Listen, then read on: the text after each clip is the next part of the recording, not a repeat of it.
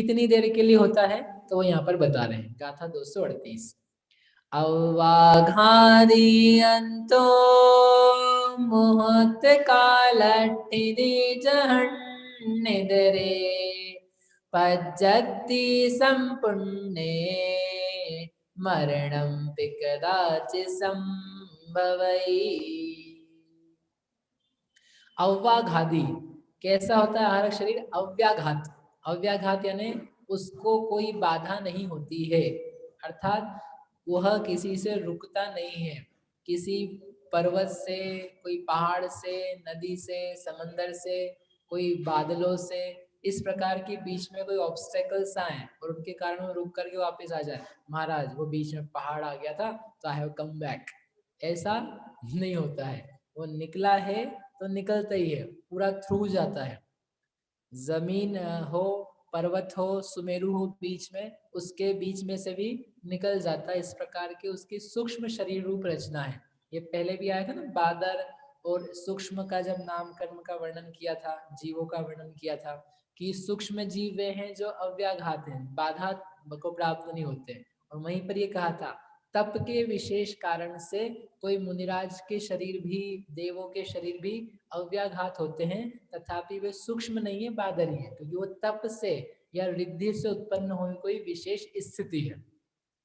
तो वही चीज यहाँ कह रहे हैं, यह जो आहारक शरीर है वह अव्याघात है, वह बिना किसी बाधा के निकल जाता है, थ्रू हो जाता है। अंतो मुहूर्त कालठिधि कितनी देर के लिए होता है? अंतर मुहूर्त के लिए होता है। अंतर मुहूर्त यानी 2 घंटे की 2 दिन। अंतर मुहूर्त यानी होता है मुहूर्त के भीतर। मुहूर्त यानी होता है 48 मिनट्स, उसके भीतर यानी उससे नीचे। 48 मिनट्स तो बहुत ज्यादा हो गए। 1-2 सेकंड, 1-2 मिनट, इनको भी क्या कहते हैं? अंतर मुहूर्त। इतनी देर में वो जाता है और जा करके अपना काम पूरा कर लेता है। विद इन मिनट्स क्या हो जाता है? ये आहारक शरीर पूरा हो जाता है। बनने में अंतर मुहूर्त लगता है, जाने में अंतर मुहूर्त, वहां वंदना वगैरह करने में अंतर मुहूर्त, और आने में भी अंतर मुहूर्त, और सब मिला करके अंतर मुहूर्त। ऐसा करके इससे ज्यादा इसकी स्थिति नहीं है। यदि आपको और लंबी स्थिति चाहिए है कि नहीं वापस से है, लंबा जाना है, तो फिर से क्या करो, फिर से आहारक शरीर बनेगा, फिर से वापस वो प्रक्रिया होगी, फिर वो अंतर मुहूर्त के लिए होकर के वापस आना होगा, फिर करना हो तो फिर बनाना होगा। कहने का अर्थ ये है कि एक आहारक शरीर है वह अंतर मुहूर्त से ज्यादा स्थिति वाला नहीं होता है। जहन्न इधरे, जघन्य भी काल उसका कितना है? अंतर मुहूर्त। उत्कृष्ट काल भी कितना है? अंतर मुहूर्त। तो दोनों सेम हो गए? इस सेम नहीं है, जघन्य से उत्कृष्ट जो है अंतर मुहूर्त, उसमें थोड़ा अधिक है। एग्जाम्पल के लिए एक 5 लाख वाला भी क्या है? लखपति है। और एक 5,15,000 रुपए वाला व्यक्ति भी लखपति है। जघन्य लखपति, उत्कृष्ट लखपति, ऐसे कोई जगह पाए जा रहे हैं। तो जघन्य से उत्कृष्ट यद्यपि लाख ही है लेकिन थोड़ा सा अधिक है। ऐसे 1 सेकंड भी अंतर मुहूर्त है। 1 सेकंड प्लस 1 आवली, 1 सेकंड प्लस 1 मिली सेकंड, वो भी क्या है? अंतर मुहूर्त। लेकिन उससे वो थोड़ा सा अधिक है। नाम दोनों के क्या पढ़ेंगे?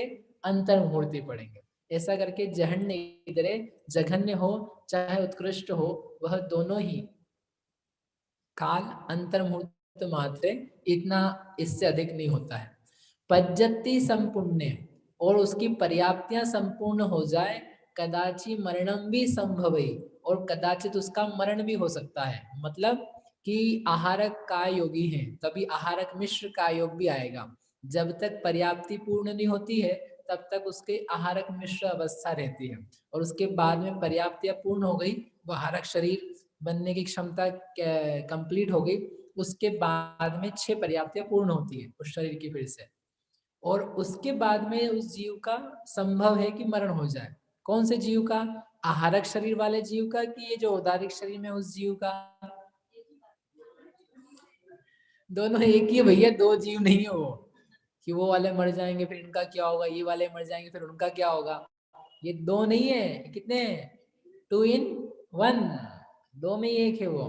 तो वो जो जीव हैं उनके आयु के निश्चय यदि पूरे हो जाते हैं तो उनका मरण भी संभव है। तो मरण संभव है तो आहारक शरीर निकला हुआ है, बीच में है, गया हुआ है, कहीं पर देख रहा है, कोई वंदना चल रही है और इतने में उनकी आयु के निश्चय पूरे हुए तो मरण हो जाता है। तो मरण हो जाएगा तब क्या होगा? तो हो जाएगा तो वैसे के वैसे विग्रह गति से वे अन्य जगह देव पर्याय में चले जाएंगे। उनके आत्मा के प्रदेश वैसे के वैसे फैले हुए वैसे ही जाते हैं और जा करके फिर वहां जैसे ही पहुंचे तो वो सिमट करके देव के जितने हो जाते हैं। फैले हुए प्रदेश सोचो आप, आत्मा के प्रदेश फैले हुए हैं और वो फैले हुए जाते हैं और जा करके फिर सिमटते हैं।